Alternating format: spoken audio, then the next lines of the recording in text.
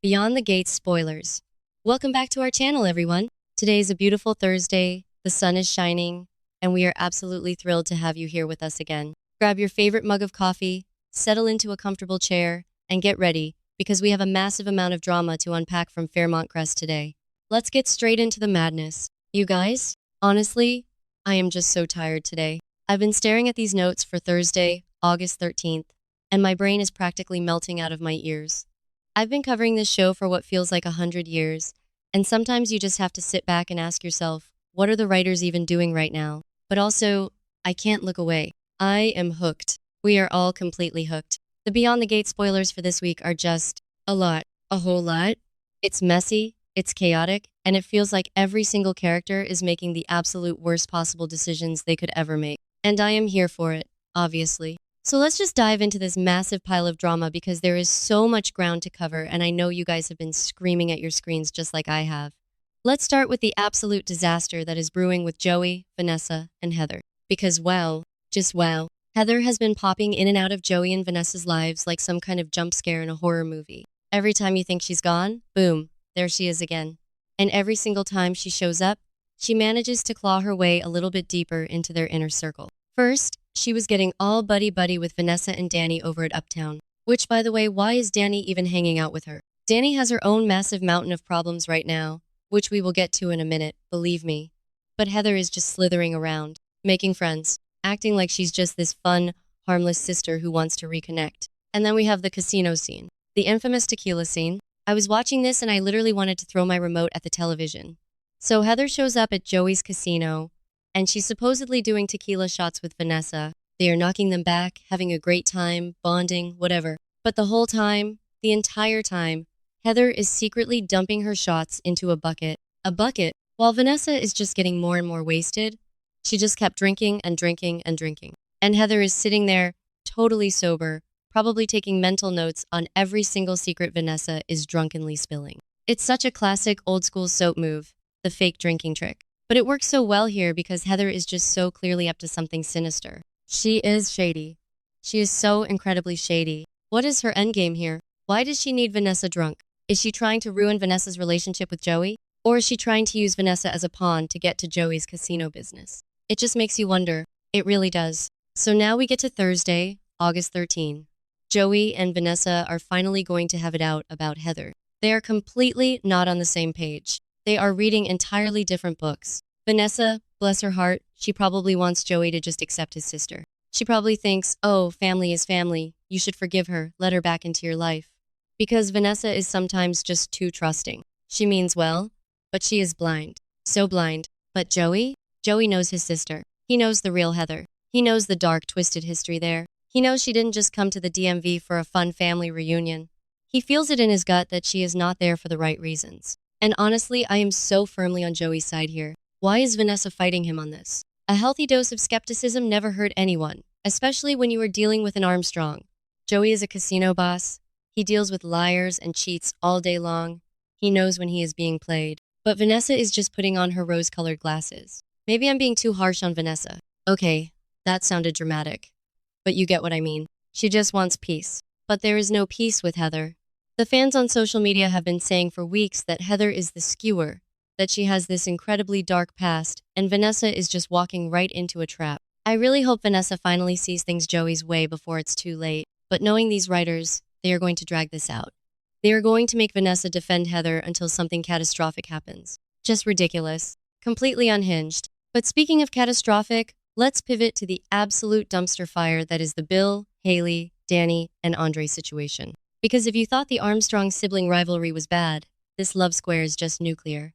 It is radioactive. The mess surrounding these four is so serious right now. Bill somehow miraculously survived his latest medical emergency, which, let's be real, we all knew he wasn't going to die.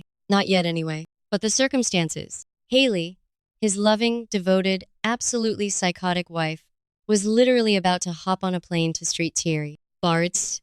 She was packing her bags, ready to sip margaritas on the beach, and then her plan got totally ruined when Bill collapsed. And we all know Haley is the reason he is in that hospital bed in the first place. She tampered with his medical situation. She tried to take him out, or at least incapacitate him, and it completely backfired on her.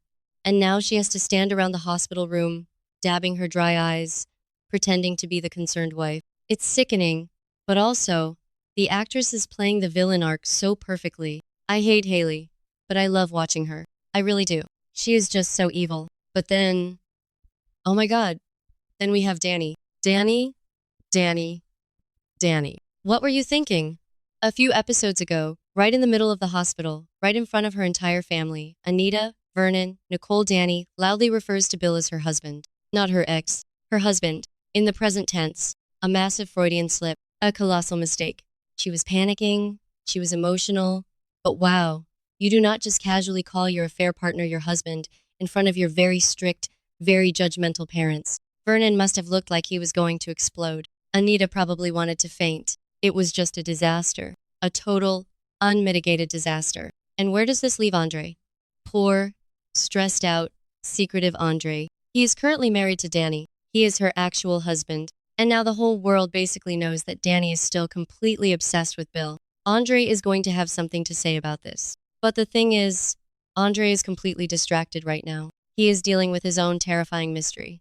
He's getting these cryptic text messages. He has a stalker. Someone is threatening to expose his dark past, and he is so paranoid that he is running to his Uncle Ted for advice. Andree is carrying so much baggage right now, and Danny's public betrayal is just the cherry on top of a terrible, horrible, no good, very bad week for him.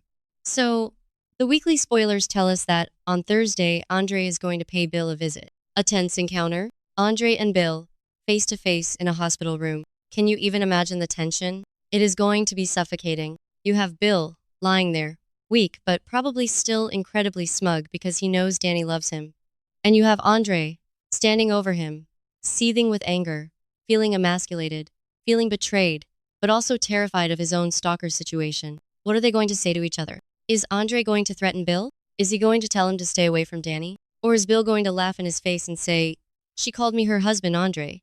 It's over." I feel like Andree might just snap. He might just lose it. But he can't, because Bill is hooked up to monitors. It's such a brilliant setup by the writers. Trapping these two alpha males in a sterile hospital room where they can't throw punches, they can only throw words. The smell of the hospital, the beeping of the machines, the absolute hatred in Andree's eyes. It is going to be cinematic.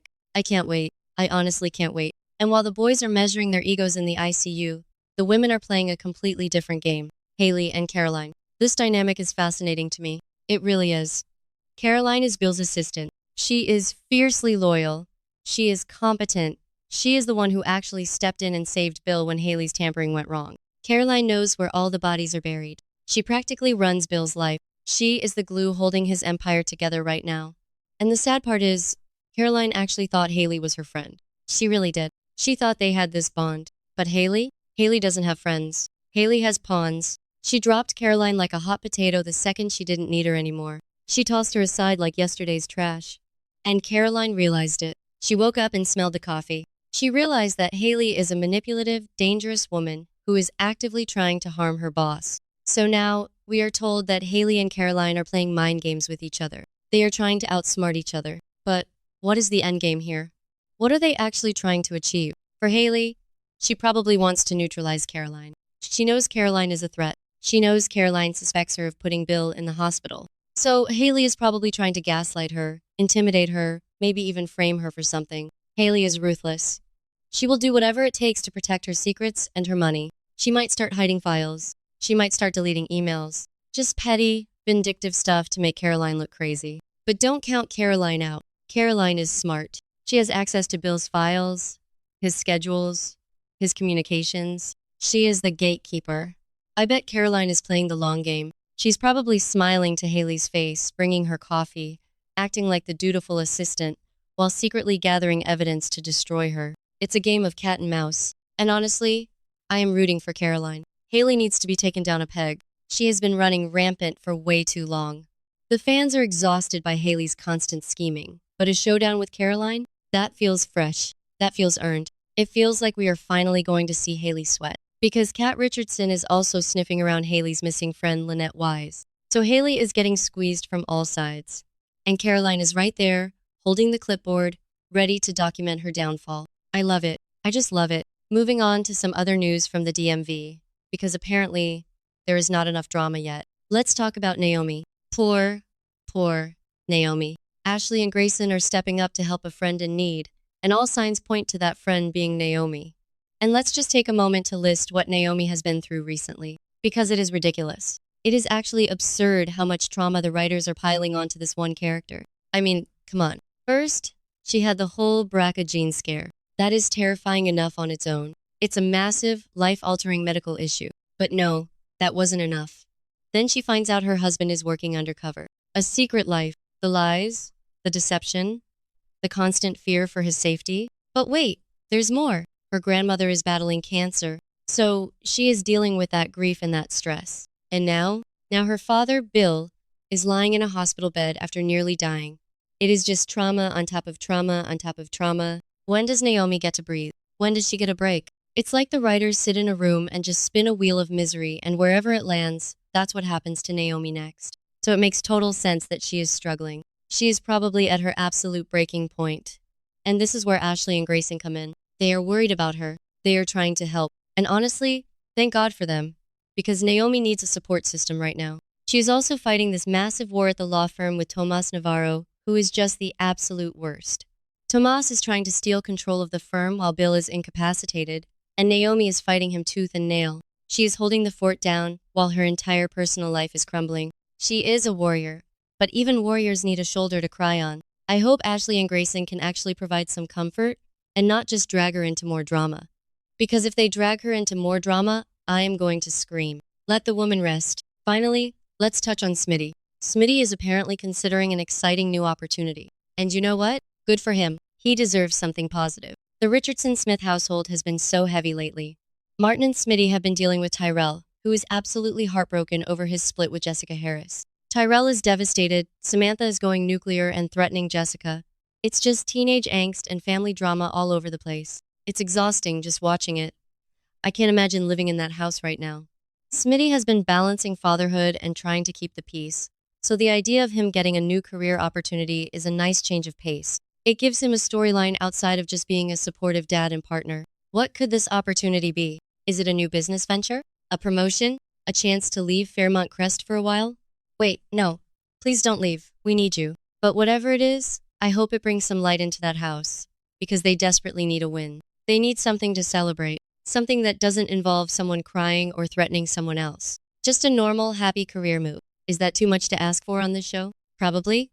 But a blogger can dream. So, that is where we are at for Thursday, August 13. Just a massive, sprawling web of lies, betrayals, mind games, and hospital confrontations. It's exhausting to even think about, let alone watch.